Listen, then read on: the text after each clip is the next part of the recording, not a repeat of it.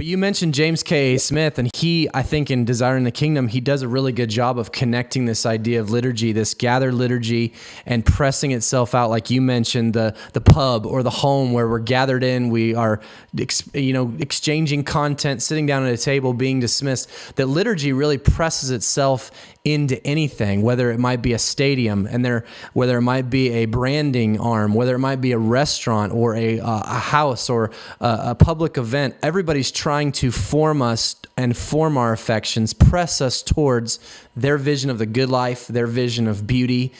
And how can that gathered event, embracing that fourfold order of gathering, word, table, dismissal, I think it's grafted into the fabric of the whole world. We can't get away from it. So how can that conversation in our churches together shape how we interact with everything in the world?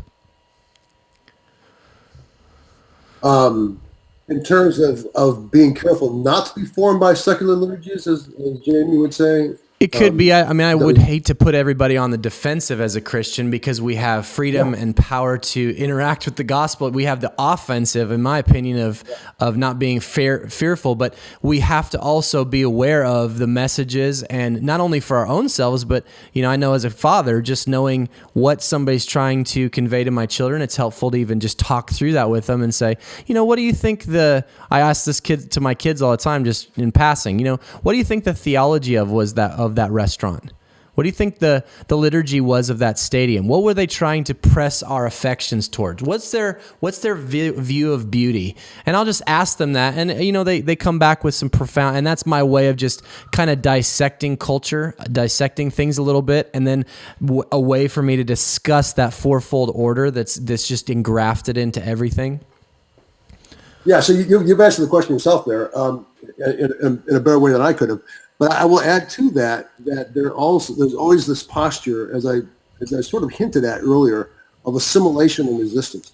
So what can we look at in the secular liturgies that we can assimilate? Yeah, we actually can elevate to a higher use. So yeah, that's good. I see God there. I see God there. I see God there. But then, what do we need to resist that may lead to places of darkness that we want to stay away from? So it takes some discernment to look at that, and that's why I think worship, the formative worship, the liturgically formative worship is so important to give us a foundation to start with. But then from there, as we go out and mission into the world, we see, because God created everything from nothing, everything that is, including secular liturgies, are going to have some kind of insinuation of God in it somewhere. So what do we see? How do we see God being insinuated in those different liturgies? Those secular liturgies, as Jamie calls them. And then what things do we say, no, that's one step too far. We can't go there. So we have to have this, I think you just have to develop a discernment as to what can be assimilated properly and what needs to be then resisted also. Yeah, I think that's really helpful. I learned a lot from what you just said, just in highlighting the attributes of the city or the culture that are reflecting the beauty of God, the character of God, because it's engrafted into everything. And then we're specifically targeting our view in this conference is with is who we are as an image of God. So as we're going into business, as we're going into art, we're all artsy types. And so with our art, with our craft, with our shape, whatever we're doing in the marketplace, we can really identify those strengths where God is really working and seek to highlight them. I really think that's a really good way to approach mission and connect it with worship. That's good. I have one other question for you, and it comes from our audience. I think this is, well, let's see, you said, how does worship, you talked about we have to kind of re-enchant people with the gospel, or we get enchanted with a different gospel. How does, the world is always defining beauty, and it's always trying to enchant us towards things. And so a lot of times we may go out in culture and think that's beautiful when it's opposed to God, because we are being pressed so much that way. How does our corporate worship, committing to that together, shape and transform our tastes? Well, does corporate worship shape and transform our tastes? Well, I would say the beauty is not the taste.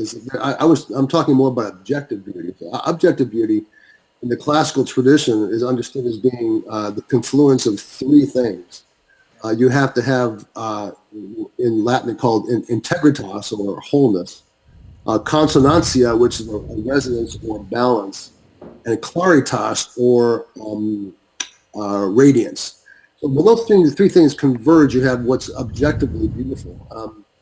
That the That's revealed primarily in the person of, I should say, revealed most vividly in the person of Jesus. He had wholeness in that he was born for one purpose, and that was to die for us. The rest of us were born to live, he was born to die. Two, he had the perfect resonance of God and man, which was supposed to be the resonance that we are to be striving towards. The what they call the hypostasis of God and man together. Third, he had the claritas or the radiance that led the what I call the reluctant evangelist of the Gospels, Pontius Pilate, to say, "Behold, not a man, but behold the man, the King of the Jews," and he put over on the cross. He had an understanding of the radiance of Christ. Unfortunately, it led to his demise. He didn't receive it. It led to his own demise. But he was the reluctant evangelist saying, "Behold the man," or Saint Thomas, who said, "Behold my God and my King," when he saw the resurrected Christ. So there was a radiance about him too. So the objective beauty is what we want to strive for. Is that combination of wholeness, of balance or resonance, and radiance, and what that looks like. Now this may sound a little bit obscure, a little bit philosophical, but that's kind of the foundation of it. The great thing about that, though, is what objective beauty will do. It will stop you. It'll arrest you.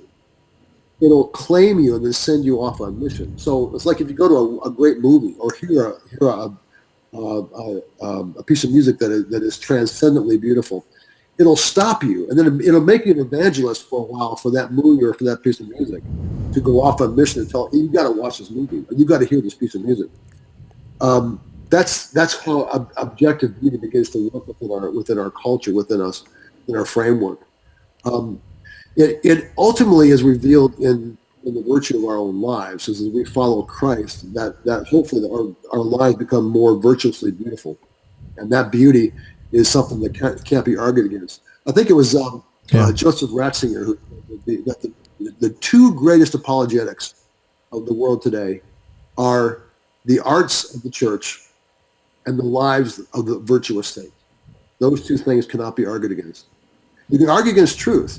You can argue against goodness, even ethics. But you can't argue against a virtuous life, and you can't argue against objective beauty.